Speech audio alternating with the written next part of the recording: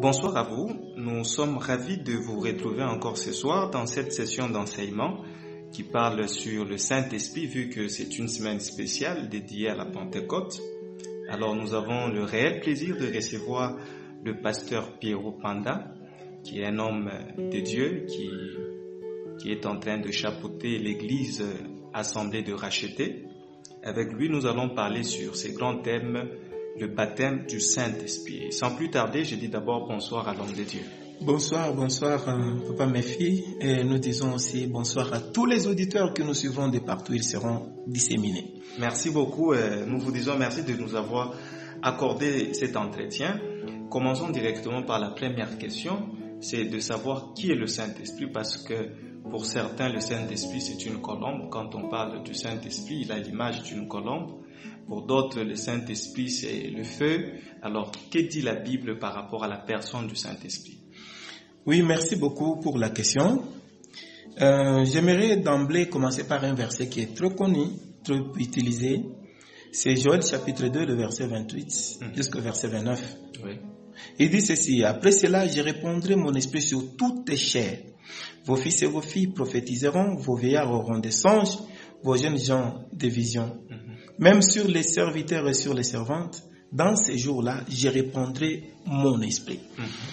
L'Éternel Dieu de gloire est en train de promettre le Saint-Esprit. Il promet l'Esprit, son Esprit à lui, qui devait être répandu sur le peuple. Mais nous avons vu, un jour Jean-Baptiste était en train de faire son travail. Pendant qu'il faisait, Jésus-Christ était venu aussi pour se faire baptiser. La Bible dit que le Saint-Esprit est descendu sous la forme d'une colombe. Oui. Il avait la forme, mais ce n'est pas une colombe. Il y a ceux qui disent que quand ils étaient dans la chambre haute, il y a eu sur les têtes des gens une flamme, sur la tête de tout un chacun, une flamme de feu. Alors vous allez voir que le Saint-Esprit qui est descendu sur Jésus-Christ, c'est un oiseau. Tandis que le Saint-Esprit qui va descendre sur les disciples dans la chambre haute, lui c'est un feu. Directement, vous voyez que ils ont reçu deux Saint-Esprits différents. Non, ce n'est pas ça. Le Saint-Esprit a pris la forme de la colombe. Pourquoi? Parce que la colombe c'était un oiseau que l'Éternel Dieu a utilisé dans l'arche de Noé pour aller chercher la terre ferme. Wow.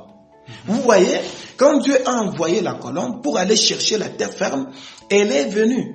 Elle a trouvé qu'il n'y avait que l'olivier qui existait, l'arbre d'olivier, et il a pris la branche d'olivier et dit ceci: les hommes n'existent pas, mais celui qui existe, c'est l'arbre à l'huile.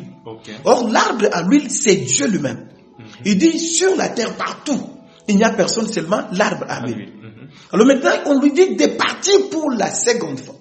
C'est ainsi, quand il va partir, il ne va pas revenir. Pourquoi? Parce qu'il cherchait la terre.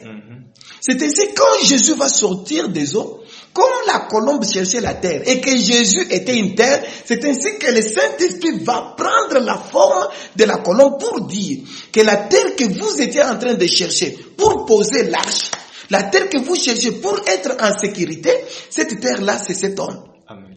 Alors vous voyez, c'est que le Saint-Esprit a pris la forme de la colombe pour accomplir une portion de l'écriture. Parce que le but du Saint-Esprit, c'est d'accomplir les Écritures. Mais pourquoi le Saint-Esprit est descendu sur les apôtres dans la chambre haute, comme étant, prenant la forme du feu cette fois-là? Parce que Jésus leur avait promis en disant: je ne vous laisserai pas seul, je serai avec vous. Or, celui qui devait être avec eux, c'est le Père. Il a dit ceci: je ne vous laisserai pas orphelin. Parce que celui qui laisse orphelin, ce n'est pas un frère, c'est le Père. Alors, qui est le Père? La Bible dit ceci: le Père c'est Dieu. Et notre Dieu, c'est un feu dévorant. Amen. Il fallait qu'il prouve que celui qui est descendu là, c'est le Père. Alors c'est ainsi qu'il va prendre la forme du feu. Mais il n'est pas le feu. Il n'est pas la colombe. Et il n'est pas la puissance, comme les gens sont en train de le dire, de le limiter.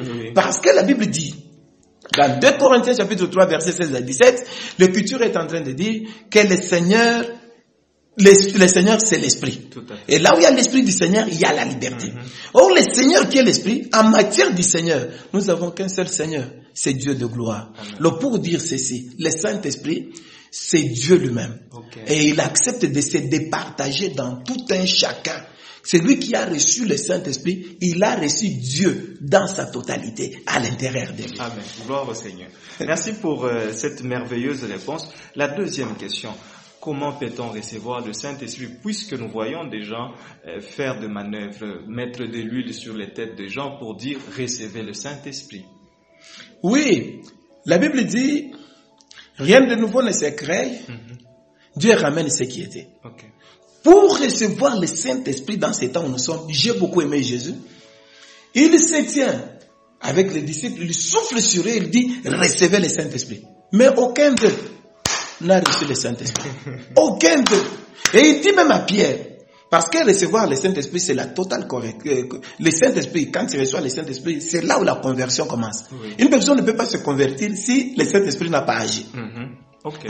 Pour qu'il y ait la conversion dans un homme, tu ne peux pas croire au Seigneur Jésus-Christ parce que tu y as voulu. C'est parce que le Saint-Esprit a fait quelque chose. C'est poussé par le Saint-Esprit. Parce que tout ce que nous sommes, c'est le poussé du Saint-Esprit. Il dit à Pierre que lorsque tu seras converti, affermis tes frères. Or, Jésus a déjà soufflé et ces gens-là sont avec Jésus, mais non pas le Saint-Esprit. Parce que Jésus devait faire le travail de la récréation. À la création, Dieu crée la terre. La terre existe et cette terre-là, on l'appelait Adam. Oui. Mais cette terre-là n'avait pas la vie, n'était pas une âme vivante. C'est ainsi que Dieu va souffler dans la terre pour que la terre, quand elle reçoit le souffle de Dieu, souffler, c'est un temps, recevoir, c'est un temps. Oui. Ok. Quand il a soufflé, il a annoncé le souffle du Très-Haut et maintenant les oreilles d'Adam étaient disposées. Okay. Ils ont reçu le souffle. Et Adam a aspiré le souffle. Et quand le souffle est entré à l'intérieur de lui, ça a donné à Adam la capacité d'être appelé âme vivante. Comme Jésus-Christ est venu aussi pour le travail de la récréation, il souffle sur eux. Mais quand il a soufflé, ils ne l'ont pas encore compris. Aucun homme n'avait pas compris. C'est ainsi qu'il leur dira ceci. Le souffle lui est déjà parti. Okay. La parole est déjà lancée. Maintenant, il faut que celui qui reçoit la parole puisse maintenant, en ce moment-là, recevoir la parole et vivre la parole. Oui. C'est ainsi que Jésus va leur dire plutôt d'aller dans la chambre haute. À Jérusalem plutôt, là où ils étaient. Et c'est ainsi que le souffle là est devenu un vent. Il est entré en eux et ils ont reçu le Saint-Esprit. Okay. Et c'est ce que vous allez voir. Le jour où Pierre est parti chez Corneille, Pierre n'a pas soufflé chez Corneille dans les micros. Non, Pierre a dit à Corneille les Écritures. Parce que quand on parle des Écritures, on est en train de libérer le souffle du Très-Haut sur une âme qui était morte. Okay. L'âme qui était morte, c'est tout un pécheur. Parce que la Bible dit, celui qui vit selon les plaisirs de la chair est mort, quoique vivant. Vous voyez? Alors maintenant, toute âme est morte, quoique vivante. Donc, cette âme-là qui n'a pas reçu la parole, c'est une âme morte. Maintenant, quand Pierre souffle, souffler c'est quoi? C'est prêcher, expliquer. Quand on explique l'évangile, c'est lui qui comprend. Parce que tu ne peux pas comprendre si le Saint-Esprit ne t'a pas aidé. Okay. On comprend les choses de Dieu avec l'aide du Saint-Esprit. Parce que sans l'aide du Saint-Esprit, on ne va pas comprendre. C'est ainsi que Pierre, en parlant, la maison de Corneille et Corneille lui-même ont reçu le Saint-Esprit. Okay. Nous recevons le Saint-Esprit, non pas parce qu'on nous a donné de l'huile. Nous recevons le Saint-Esprit, non pas parce qu'on a soufflé dans un micro, mais nous recevons le Saint-Esprit parce que nous avons reçu une parole qui nous a ouvert l'intelligence. Okay. C'est pourquoi, pour que l'intelligence de l'homme soit ouverte, il faut que le Saint-Esprit soit là. C'est la clé. Okay. C'est Dieu lui-même. Personne ne peut comprendre Dieu si Dieu n'est pas à l'intérieur de lui. Okay. Et j'ai dit ceci, le Saint-Esprit, c'est une portion de Dieu dans un homme. Dieu accepte d'entrer dans un homme et d'y vivre. On l'appelle Saint-Esprit. C'est vraiment clair. Merci beaucoup, pasteur. Maintenant, touchons à cette question épineuse. Le baptême du Saint-Esprit.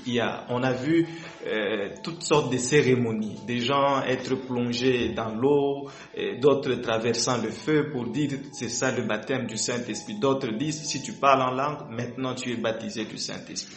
Oui, il y a un problème. Celui qui vient après moi vous baptisera du Saint-Esprit et du feu. Tandis que moi je vous baptise d'eau. C'est Jean-Baptiste qui a promis. Nous disons que le baptême de feu, selon Dieu, ce n'est pas allumer un feu, ou soit quand ils étaient dans la chambre haute, et il y a eu des flammes de feu sur tout un chacun, on a dit qu'ils ont reçu le baptême du feu. Non, c'est pas ça. Le baptême du feu, c'est la souffrance de celui qui a reçu le Saint-Esprit. Parce que quand il a reçu le Saint-Esprit, alors tu as eu une nouvelle nature. La nature mondaine ne sera pas gentille avec toi, c'est une guerre. Alors dans cette guerre-là, cette souffrance-là, alors c'est ça ce qu'on appelle, quand tu souffres pour l'évangile, tu souffres pour la parole, tu refuses de commettre l'adultère, tu refuses de voler, toutes ces souffrances-là, parce que l'adultère, les vols, toutes ces choses-là, c'était toute une vie. Quand nous les refusons, ça devient une souffrance. C'est que nous sommes dans une privation. Celui qui ne commet pas les péchés, il est dans un jeûne. Il a abandonné, parce que jeûner, c'est abandonner quelque chose. Alors quand tu abandonnes, tu sens la souffrance. Moi, quand je jeûne et je ne mange pas, je sens la souffrance dans le corps. Alors c'est tout un baptême. Mais tandis que, un baptême du feu, tandis que le baptême du Saint-Esprit, le terme baptême veut dire seulement être imbibé dans, être plongé dans, être totalement caché dans. Alors ce qui veut dire, c'est lui qui est baptisé du Saint-Esprit, c'est celui dont la vie est totalement plongée, cachée dans le Saint-Esprit. Or, depuis que nous avons cru, nous savons que notre marche c'est un processus. Tout à fait. Alors, dans un processus, il y a d'abord le début, jusqu'à la totalité, on a totalement consommé. Nous sommes des bois. Et ces bois-là sont allumés par le Saint-Esprit. C'est pour dire, dans la chambre haute, il y avait des bois. Et Dieu a mené son feu, maintenant pour que ces bois-là puissent commencer à être consumés. Mais maintenant, on dira que ces bois ici sont totalement consumés, ou sont totalement baptisés. Parce que quand on dit totalement consumé, totalement baptisé, on te baptise, tu disparais. Celui qui est imbibé, il disparaît et on ne le voit pas. Mais quand il sort, c'est une personne totalement changée. Alors le baptême du Saint-Esprit, c'est tout un processus. C'est un travail de Dieu. Il est en train de travailler une personne, de le changer. Et on dit ceci, Dieu les baptise du Saint-Esprit. Et ce baptême du Saint-Esprit, c'est pour amener une personne qui soit propre au devant du Seigneur, ayant la stature parfaite du Seigneur Jésus-Christ. Mais ce n'est pas le premier jour que j'ai cru au Seigneur Jésus-Christ que tout va tomber. Non, jamais. J'ai cru au Seigneur Jésus aujourd'hui, il y a des choses qui sont en train de tomber. Alors le baptême, c'est un travail de celui qui te baptise. Or, celui qui te baptise, c'est Dieu lui-même. Comme celui qui te baptise, il fait tout un travail. Toi, tu te soumets à lui. Alors, dans cette soumission-là, Dieu est en train de te changer. Parce que nous avons le Saint-Esprit pour être changés. Le Saint-Esprit, c'est le transformateur de Dieu pour nous faire partir de la nature charnelle à la nature spirituelle. Alors, pour que tu deviennes spirituel, il faut que tu passes par les transformateurs. Ces transformateurs-là, c'est un Saint-Esprit. Mais le Saint-Esprit, il fait un travail. Et ce travail-là, c'est un baptême. Et ce baptême-là fait sortir une personne propre que Dieu va agréer. Il va dire, celui-ci est mon fils bien-aimé, en qui j'ai placé toute mon affection, parce que tu as la stature parfaite du Seigneur Jésus-Christ. Il y a une différence entre recevoir le Saint-Esprit et être baptisé du Saint-Esprit. Alors le baptême du Saint-Esprit, c'est tout un processus, ça prend du temps, tel que le baptiseur, celui qui baptise plutôt, lui-même sait le faire. Alors ce qui a changé dans celui-ci n'est pas ipso facto ce qui va changer dans celui-là, dans le même délai, de la même manière. Non. C'est lui qui baptise, c'est Dieu qui fait ce processus de la transformation. Et le but, c'est de nous amener à la rencontre du Seigneur dans les airs. Donc, si je comprends bien, pasteur, la réception du Saint-Esprit, c'est un acte ponctuel. Oui. C'est quelque chose qu'on reçoit directement. Mais le baptême, c'est tout un processus. Ça prend du temps. C'est un travail. Alors, le baptême, ce n'est pas le parler en langue. Ça c'est alors maintenant, quels sont les signes quand il y a une personne, que je suis en train d'être baptisé? Quand une personne parle en langue, il commence à avoir des visions. Ça, c'est le toucher de Dieu. Il t'a touché, il t'a transmis les dons. Alors pour que tu puisses travailler avec ces dons. Alors maintenant, le baptême du Saint-Esprit comme un processus, comme un travail de Dieu sur un homme pour avoir la transformation. La seule façon de découvrir, ça ne demande pas qu'on puisse chercher des microscopes. Vous allez sentir la personne elle-même. Elle va dire, ce n'est plus moi qui vis, c'est Christ qui vit en moi. Parce que quand le baptême du Saint-Esprit dans un homme, c'est que l'individu ne vit pas. Alors si tu as encore la facilité de faire toutes sortes de bêtises, si tu as encore la facilité de conduire ta vie, comme nous avons des gens aujourd'hui, ils réunissent les gens, ils créent les prophéties. Ils réunissent les gens, ils leur apprennent comment parler en langue. Or, celui qui apprend aux gens à parler en langue, c'est Dieu. Mais comment toi tu prends la place de Dieu? Tu commences à faire parler aux gens en langue. Alors, c'est là où il y a un problème. Ce n'est pas le parler en langue qui fait une personne ayant reçu le Saint-Esprit ou soit étant dans le processus du baptême du Saint-Esprit. Je dis très bien, recevoir le Saint-Esprit, nous le recevons quand le Seigneur nous donne sa parole, mais être baptisé du Saint-Esprit, c'est tout un processus. Et ce processus-là a un commencement et une fin. Je ne peux pas te dire que chez moi c'est déjà terminé, chez toi c'est déjà terminé. Non, c'est le Seigneur qui fait quelque chose Parce que le baptême du Saint-Esprit, c'est la récréation. Dieu est en train de nous recréer, nous faire partir de la création charnelle à la création spirituelle. Oui. Alors cela dépend de Dieu. Regarde, quand il a créé, c'était tout un processus. Il pouvait dire le même jour, là, il dit, ciel, terre, oiseaux, tout, et ça arrive. Mais comment est-ce qu'il crée le premier jour, il retourne. Il revient le deuxième jour. Dieu était capable. Pour dire ceci, pour que nous parvenions à la perfection, Dieu a un travail qu'il fait en nous, et ce travail-là, c'est tout un processus. Le baptême du Saint-Esprit, c'est un processus de Dieu dans un homme. Alors, il ne faut jamais dire que je suis totalement baptisé. Non, je suis baptisé du Saint-Esprit. Et c'est pourquoi la Bible dit, nous avons été scellés du Saint-Esprit pour le jour de la rédemption. Alors, le sceau là, qui est en train de se placer sur nous, c'est quand on voit qu'il y a une conformité. Dieu te lit comme étant une lettre, parce que nous sommes une lettre selon l'apôtre Paul. Il te lit, il enlève les quoi? Il enlève les erreurs, il te scelle. Alors c'est tout un travail. Alors c'est ça, le travail du Saint-Esprit. Donc peut-être une question avant que nous puissions chuter. Par moment, on a tendance à faire une liaison, le baptême du Saint-Esprit et l'onction. Juste peut-être une nuance, c'est vrai que c'est une autre matière, mais par moment on a tendance à penser que le baptême du Saint-Esprit c'est l'onction. Oui. La puissance, c'est ça maintenant, être un homme puissant dans les œuvres et tout. Oui, vous savez, l'onction, le monde du Saint-Esprit c'est un monde très vaste. Oui. Mais nous le prenons dans son unicité comme étant une puissance qui vient pour nous aider à guérir les malades, à parler en langue. Non, le monde du Saint-Esprit, c'est un monde très vaste. Et c'est un monde très vaste, pourquoi? Chaque onction a une mission. J'ai déjà reçu le Saint-Esprit, mais Dieu va me oindre pour telle mission. C'est pourquoi Jésus dit ceci. L'Esprit du Seigneur est sur moi. Premièrement, l'Esprit est sur toi. Deuxièmement, maintenant, Dieu va te oindre pour faire ceci, pour faire cela, pour faire cela. Mais le Saint-Esprit lui-même est capable de faire tout. Il est capable de faire tout.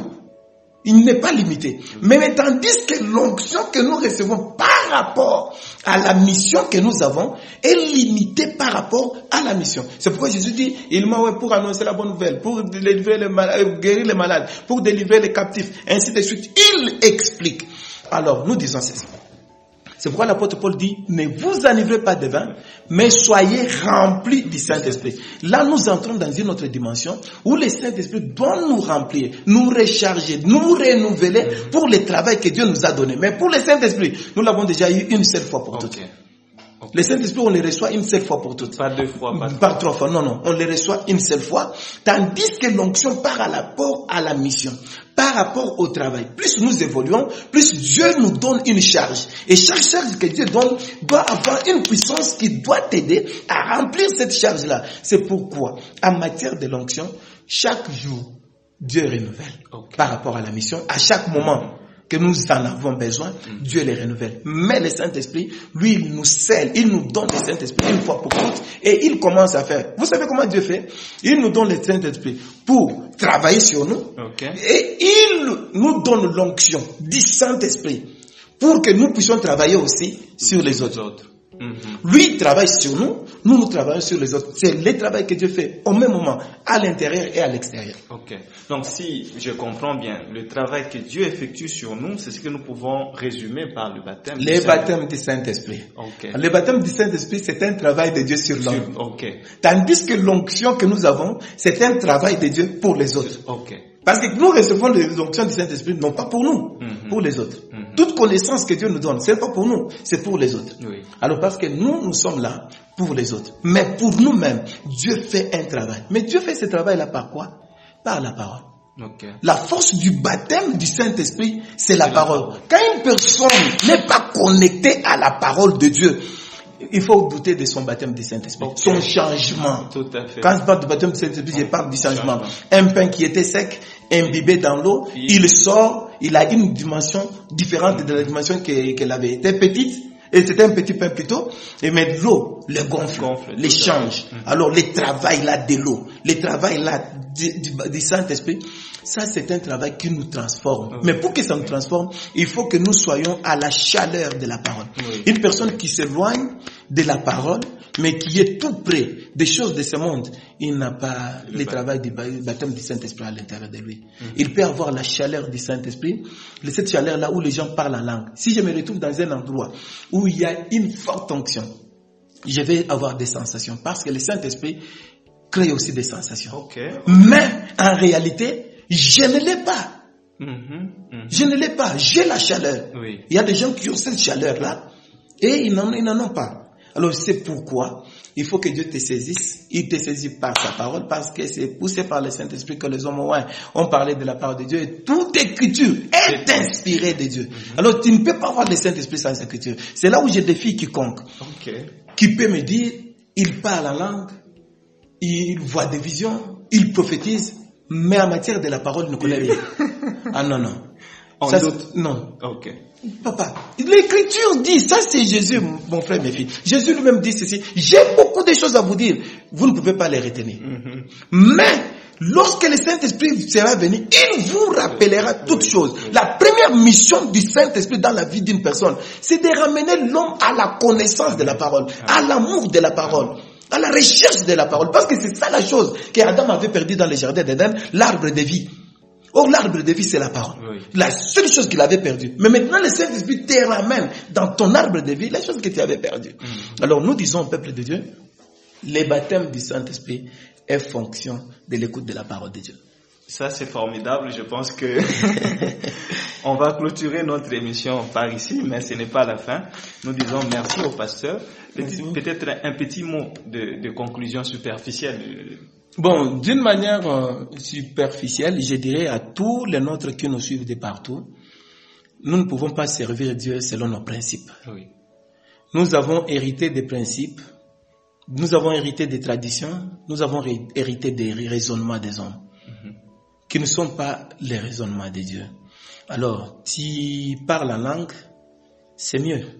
C'est bien plutôt, mais c'est mieux que tu sois baptisé du Saint-Esprit. Être baptisé du Saint-Esprit, c'est être à l'écoute de la parole et vivre cette parole. Parce que tu ne peux pas être plongé dans l'eau et sortir sans goutte d'eau sur ton corps. Dès que tu es plongé dans l'eau, tu sors, il y a de l'eau qui reste sur ton corps. Même si tu es sorti de la rivière, tu es à côté, l'eau est sur ton corps. De même, le baptême du Saint-Esprit, c'est que tu es plongé dans la parole, tu sors, tu marches avec la parole sur ton corps. Ta vie, c'est une parole, c'est la transformation. Le baptême du Saint-Esprit, c'est le domaine de la transformation. Mais recevoir le Saint-Esprit, c'est le domaine d'une nouvelle vie qui commence dans un homme. Que Dieu bénisse.